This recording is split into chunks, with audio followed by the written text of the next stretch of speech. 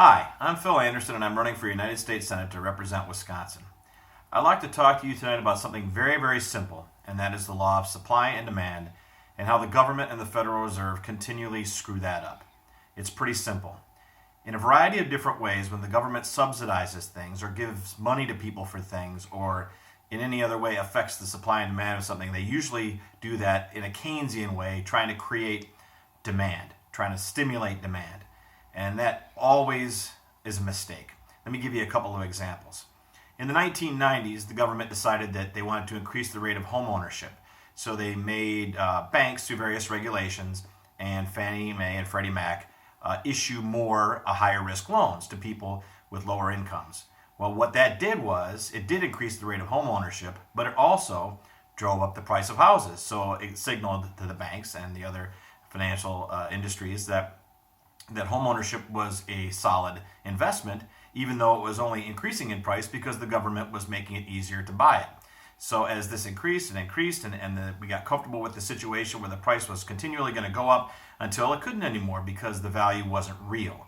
When people stopped being able to afford more and more house, higher and higher mortgages and second mortgages, etc., then it crashed because there wasn't really anything behind it.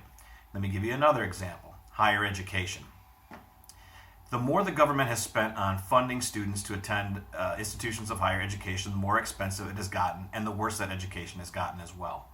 There's less competition for students to go there because any student can go to almost any institution if they qualify academically, because the government will give them the money to do so. In many cases, lending it to the parents, but also obligating the student for after they graduate as well. So do the universities have to work as hard to get students to go there? No. So the the level of education falters. There are more and more college graduates. There's lower demand for college graduates. It's harder for them to find a job. And then you have the phenomenon now where there's more and more students, or graduates rather, who can't afford to pay back their debts and can't even find jobs in a lot of cases. Let me give you a third example, and that's healthcare. The more the government has gotten involved in funding healthcare, the more expensive it's become to the benefit of insurance companies, and the worse that our healthcare is. We still have a pretty healthy healthcare system in the United States, but as more government money is spent on healthcare, subsidizing people to use it, the higher the price goes.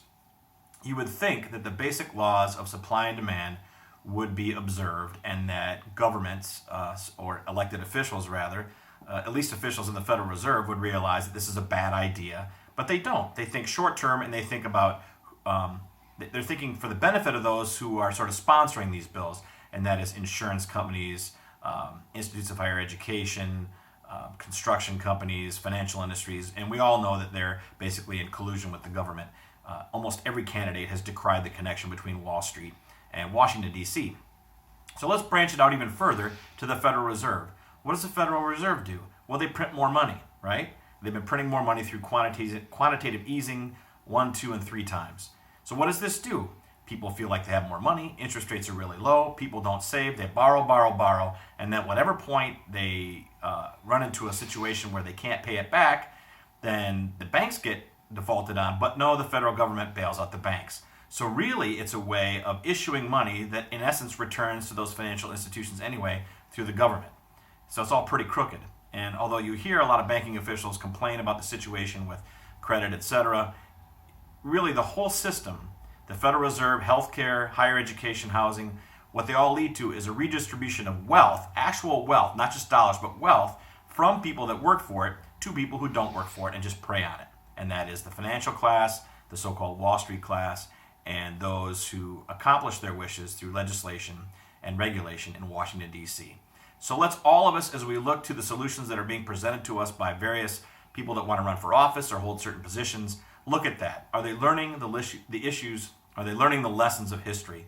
Are they speaking to you in plain terms and not just trying to sell you something? I'm not trying to sell you anything other than less government, less interference in the market, more people working, more people having more prosperity and earning their way to higher education and more wealth. So that's what I stand for. I'll talk to you again tomorrow. Thanks very much.